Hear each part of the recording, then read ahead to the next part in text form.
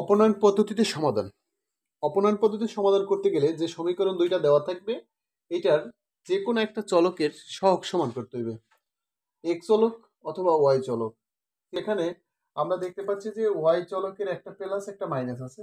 যদি plus minus থাকে তাহলে তোমাদের টার্গেট থাকবে যে ওই চলকটা কি, ওই চলকটার সহগগুলো সমান করতে হবে।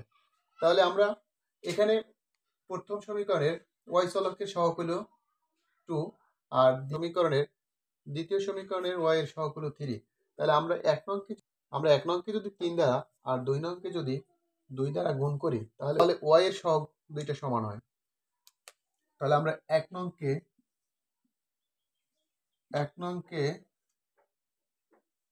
3 দ্বারা আর 2 নংকে 2 দ্বারা গুণ করে যোগ করি।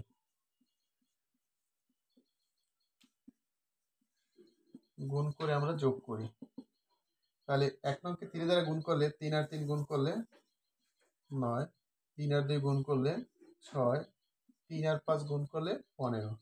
আবার 2 নংকে যদি আমরা 2 দ্বারা গুণ করি তাহলে 2 রে 2 দ্বারা করলে 4, 3 এর 2 দ্বারা গুণ করলে 6, আর 12 রে 2 দ্বারা করলে 24। এখন আমরা এটা যোগ করে দিব।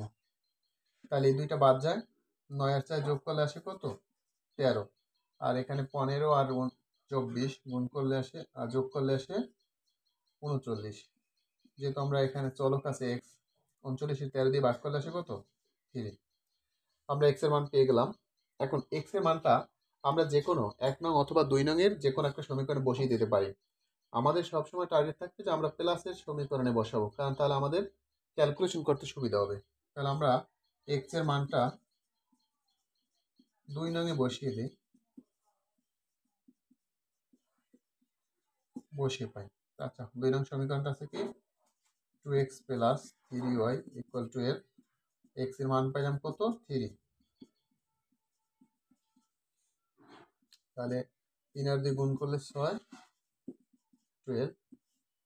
এরপরে আমরা 3y রেখে দিই, 6 ডান সাইডে গেলে মাইনাস হবে, 12 থেকে 6 গেলে থাকে কত?